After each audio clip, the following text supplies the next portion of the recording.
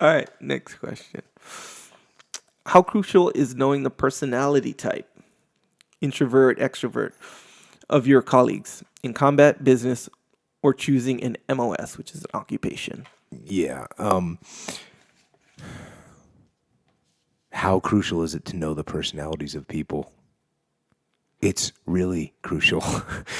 Knowing and understanding people is critical in every aspect of life. And that being said,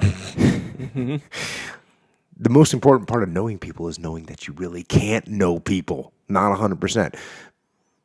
And I hear people talk about like personality types, and there's these tests and these categories and stuff like that. And honestly, I've never been familiar with that.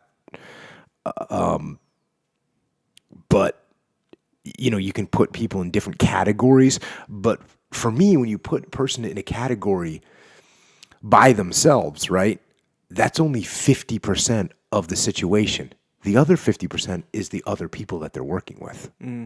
So I want to know not just what type of personality they have, because that's like I said, that's half of the equation.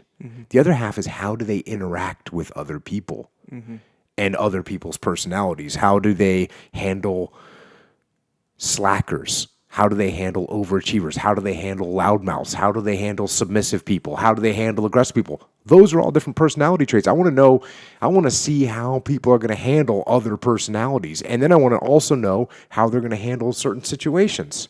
Pressure, conflict, authority, responsibility. I mean, I want to know not just what their personality is, but how they're going to react. Because you can get people that are, a really easy example is people that are super aggressive, but they fold under pressure. And you can get people that are super passive that fold under pressure, and vice versa. You can get someone that's super quiet and humble, and under pressure, they're just strong.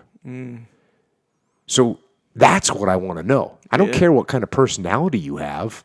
I mean, I do to an extent, but I want to know how it interoperates with the world, with the people and with the situations that you're going to face. And how do you do that? You do that by observing them while they're dealing with other people and while they're dealing with pressure situations. That's just the reality. Yeah. And you can have an idea. I won't say that you won't be able to predict it, but you'll get surprised. Sometimes you get surprised on a person that you think is all tough and they fold, or a person that you think is weak and they're strong. So you will get fooled sometimes. A lot of times you're probably right 60% of the time, 70% of the time. Yeah. Yeah, a big one is also how they react when stuff goes bad, like when stuff doesn't go their way. Yeah. And that's a spectrum too, but man, you can meet someone or things are going good, you're hiring new people with growth or whatever your situation, and it's like, dang, I'm so glad I hired this guy, but when something goes wrong, they self-destruct or something like that. Man, yeah, that's, I think, a critical component. And so I got the simple answer is that there's so many different variables, so many different nuances, that what you want to do is you want to know your people. Yeah. You want to build relationships with your people so you know them, so you understand them. That's what you want to do. Yeah. The R word, relationships. Yeah, that's what you need. That's how you get to know your people, and that's how you lead them correctly.